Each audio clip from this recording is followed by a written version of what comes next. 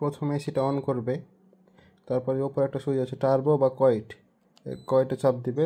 প্রথমবার চাপ দিলে এই ডান কর্নারে একটা ইয়ে হবে, এটাতে খুব ফাস্ট ঠান্ডা হবে। তারপর আর একবার চাপলে এই কর্নারে যদি বামটা জ্বলে তাহলে আর এসি থেকে কোনো সাউন্ড আসবে না, একদম নিশ্চুপ হয়ে যাবে।